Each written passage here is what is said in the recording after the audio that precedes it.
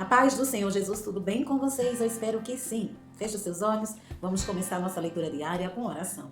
Senhor, meu Deus e meu Pai que está nos céus, maravilhoso é o Teu nome. Te dou graças, Senhor, por tudo quanto tens feito em nossas vidas. Nos ajude, nos capacite, Senhor, que Teu Espírito Santo possa ser intérprete da Tua palavra para com nossas vidas, no nome do Senhor Jesus Cristo, aquele que vive e reina para todo sempre. Amém e amém. As nossas leituras diárias de hoje se encontram em 1 Samuel, capítulo 18, 19, 1 Crônicas, capítulo 3, Salmos 59, Atos, capítulo 13. 1 Samuel, capítulo 18, diz assim: a inveja de Saul. Depois dessa conversa de Davi com Saul, surgiu tão grande amizade entre Jonatas e Davi, que Jonatas tornou-se o seu melhor amigo. Naquele dia em diante, Saul manteve Davi consigo e não o deixou voltar à casa de seu pai. E Jonatas fez um acordo de amizade com Davi, pois se tornaram seu melhor amigo. Jonatas tirou o manto que estava vestindo e o deu a Davi com sua túnica, e até sua espada, seu arco e seu cinturão. Tudo o que Saul lhe ordenava fazer, Davi fazia com tanta habilidade, e Saul lhe deu um posto elevado no exército. Isso agradou a todo o povo, bem como aos conselheiros de Saul. Quando os soldados voltavam para casa, depois que Davi matou o filisteu, as mulheres saíram de todas as cidades de Israel ao encontro do rei Saul com cânticos e danças, com tamborins, com músicas alegres e instrumentos de 3 cordas. As mulheres dançavam e cantavam. Saul matou milhares e Davi dezenas de milhares. Saul ficou muito irritado com esse refrão e aborrecido disse: atribuíram a Davi dezenas de milhares, mas a mim apenas milhares. O que mais lhe falta senão um reino? Daí em diante Saul olhava com inveja para Davi. No dia seguinte, um espírito maligno, mandado por Deus, apoderou-se de Saul, e ele entrou em transe em sua casa, enquanto Davi tocava a harpa, como costumava fazer. Saul estava com uma lança na mão e a atirou, dizendo: encravarei Davi na parede. Mas Davi desviou-se 2 vezes. Saul tinha medo de Davi, porque o Senhor o havia abandonado, e agora estava com Davi. Então afastou Davi de sua presença e deu-lhe o comando de uma tropa de 1000 soldados que Davi conduzia em suas campanhas. Ele tinha êxito em tudo o que fazia, pois o Senhor estava com ele. Vendo isso, Saul teve muito medo dele. Todo Israel e todo Judá, porém, gostavam de Davi, pois ele os conduzia em suas batalhas. Saul disse a Davi: aqui está a minha filha mais velha, Merabe. Eu a darei em casamento a você. Apenas sirva-me com bravura e lute as batalhas do Senhor. Pois Saul pensou: não matarei, deixo isso para os filisteus. Mas Davi disse a Saul: quem sou eu? E o que é minha família ou clã de meu pai em Israel, para que eu me torne genro do rei? Por isso, quando chegou a época de Merabe, a filha de Saul, ser dada em casamento a Davi, ela foi dada a Adriel, de Meolá. Mical, a outra filha de Saul, gostava de Davi. Quando disseram isso a Saul, ele ficou contente e pensou: eu a darei a ele, para que ele me sirva de armadilha, fazendo cair nas mãos dos filisteus. Então Saul disse a Davi: hoje você tem uma segunda oportunidade de tornar-se meu genro. Então Saul ordenou aos seus conselheiros que falassem em particular com Davi, dizendo: o rei está satisfeito com você, e todos os seus conselheiros o estimam. Torne-se agora seu genro. Quando falaram com Davi, ele disse: vocês acham que tornar-se genro do rei é fácil? Sou homem pobre e sem recursos. Quando os conselheiros de Saul lhe contaram o que Davi tinha dito, Saul ordenou que dissessem a Davi: o rei não quer outro preço pela noiva além dos 100 prepúcios de filisteus, para vingar-se de seus inimigos. O plano de Saul era que Davi fosse morto pelos filisteus. Quando os conselheiros falaram novamente com Davi, ele gostou da ideia de tornar-se genro do rei. Por isso, antes de terminar o prazo estipulado, Davi e seus soldados saíram e mataram 200 filisteus. Ele trouxe os prepúcios e apresentou-os ao rei para que se tornasse seu genro. Então Saul lhe deu em casamento sua filha Mical. Quando Saul viu claramente que o Senhor estava com Davi e que sua filha Mical o amava, temeu ainda mais e continuou seu inimigo pelo resto da sua vida. Os comandantes filisteus continuaram saindo para a batalha, e todas as vezes que o faziam, Davi tinha mais habilidade do que os outros oficiais de Saul, e assim tornou-se ainda mais famoso. Capítulo 19. Saul procura matar Davi. Saul falou a seu filho Jonatas e a todos os seus conselheiros sobre sua intenção de matar Davi. Jonatas, porém, gostava muito de Davi e o alertou: meu pai está procurando matar-te. Tenha cuidado amanhã cedo. Vá para um esconderijo e fique por lá. Sairei e ficarei com meu pai no campo onde você estiver. Falarei a ele sobre você e depois contarei a você o que eu descobri. Jonatas falou bem de Davi a Saul, seu pai, e ele lhe disse que o rei não faça mal a seu servo Davi. Ele não lhe fez mal nenhum. Ao contrário, o que ele fez trouxe grandes benefícios ao rei. Ele arriscou a vida quando matou os filisteus. O Senhor trouxe grande vitória para todo Israel. Tu mesmo viste tudo e ficasse contente. Por que então farias mal a um inocente como Davi, matando-o sem motivo? Saul atendeu a Jonatas e fez esse um juramento. Juro pelo nome do Senhor que Davi não será morto. Então Jonatas chamou Davi e lhe contou a conversa toda. Levou-o até Saul e Davi voltou a servir a Saul como anteriormente. E houve guerra outra vez, e Davi foi lutar contra os filisteus. Ele lhes impôs uma grande derrota e eles fugiram dele. Mas um espírito maligno mandado pelo Senhor apoderou-se de Saul quando ele estava sentado em sua casa, com sua lança na mão. Enquanto Davi estava tocando harpa, Saul tentou encravá-lo na parede com sua lança, mas Davi desviou-se e a lança encravou na parede. E Davi conseguiu escapar. Naquela mesma noite, Saul enviou alguns homens à casa de Davi para vigiá-lo e matá-lo de manhã. Mas Mical, a mulher de Davi, o alertou: se você não fugir essa noite para salvar sua vida, amanhã estará morto. Então Mical fez Davi descer por uma janela e ele fugiu. Depois Mical pegou um ídolo do clã e o deitou na cama. Pôs uma almofada de pelos de cabra na cabeceira e o cobriu com manto. Quando chegaram os homens que Saul tinha enviado para prenderem Davi, Mical disse: ele está doente. Então Saul enviou homens de volta para verem Davi, dizendo: tragam-no até aqui em sua cama, para que eu o mate. Quando, porém, os homens entraram, o ídolo do clã estava na cama, e na cabeceira havia uma almofada de pelos de cabra. Saul disse a Mical: por que você me enganou desse modo e deixou que o meu inimigo escapasse? Ela lhe respondeu: ele me disse que o deixasse fugir, senão me mataria. Depois que fugiu, Davi foi falar com Samuel em Ramá e lhe contou tudo o que Saul lhe havia feito. Então ele e Samuel foram a Naiote e ficaram lá. E Saul foi informado: Davi está em Naiote, em Ramá. Disseram-lhe. Então Saul enviou alguns homens para capturá-lo. Todavia, quando viram um grupo de profetas profetizando, dirigidos por Samuel, o Espírito de Deus apoderou-se dos mensageiros de Saul, e eles também entraram em transe. Contaram isso a Saul, e ele enviou mais mensageiros, e esses também entraram em transe. Depois mandou um terceiro grupo, e eles também entraram em transe. Finalmente, ele mesmo foi para Ramá. Chegando à grande cisterna do lugar chamado Seco, perguntou onde estavam Samuel e Davi, e ele lhe responderam: em Naiote de Ramá. Então Saul foi para lá. Entretanto, o Espírito de Deus apoderou-se dele, e ele foi andando pelo caminho em transe, até chegar a Naiote. Despindo-se de suas roupas, também profetizou na presença de Samuel, e despido ficou deitado todo aquele dia e toda aquela noite. Por isso o povo diz: está Saul também entre os profetas? 1 Crônicas, capítulo 3. Os filhos de Davi. Estes foram os filhos de Davi, nascidos em Hebrom. O seu filho mais velho era Amnon, filho de Anoã e Jezeel. O segundo, Daniel, de Abigail, de Carmelo. O terceiro, Absalão, de Maaca, filha de Talmai, rei de Jesus. O quarto, Adonias, de Agite. O quinto, Cefatias, de Abital. E o sexto, Itreão, de sua mulher, Eglá. São estes os 6 filhos de Davi que nasceram em Hebrom, onde ele reinou 7 anos e 6 meses. E em Jerusalém, onde Davi reinou 33 anos, nasceram-lhe os seguintes filhos: Simeia, Sobabe, Natã e Salomão. Os 4 filhos que ele teve com Batseba, filha de Amiel.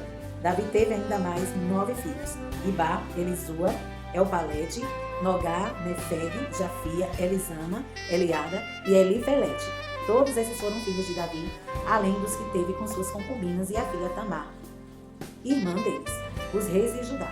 O filho de Salomão foi Roboão, o filho de Roboão foi Abias, o filho de Abias foi Asa, o filho de Asa, Josafá, o filho de Josafá, Jeorão, o filho de Jeorão, Acasias, o filho de Acasias, Joás, o filho de Joás, Amazias, o filho de Amazias, Azarias, o filho de Azarias, Jotão, o filho de Jotão, Acás, o filho de Acás, Ezequias, o filho de Ezequias, Manassés, o filho de Manassés, Amon, o filho de Amon, Josias. Os filhos de Josias foram Joanã, o primeiro, Jeoaquim, o segundo, Zedequias, o terceiro, e Salum, o quarto.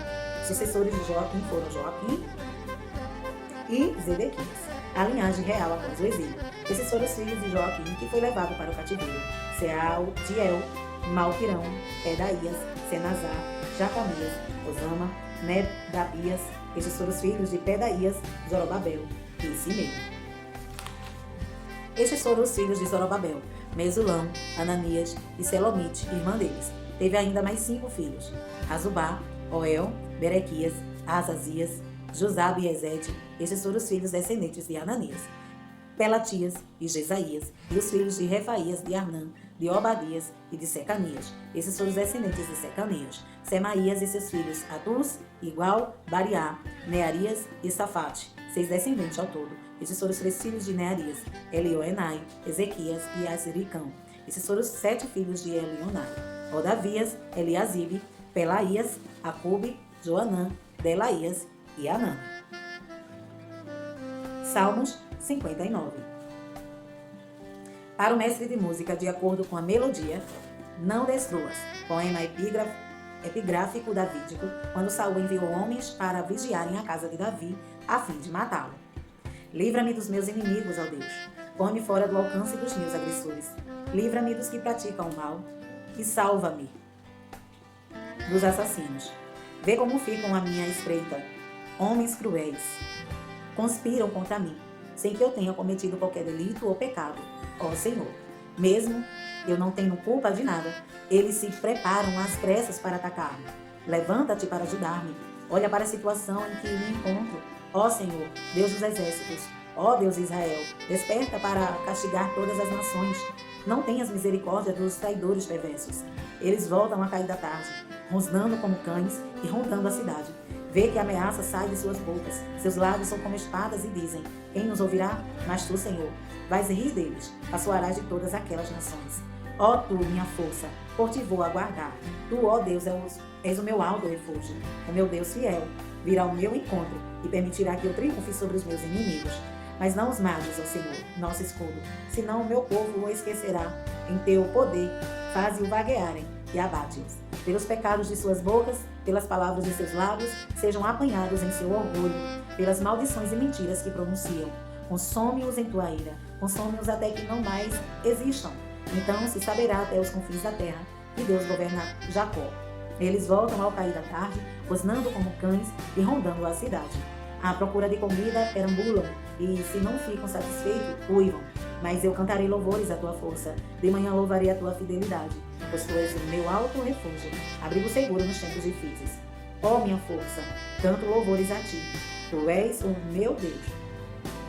Ó Deus, o meu alto refúgio, o Deus que me ama. Atos capítulo 13.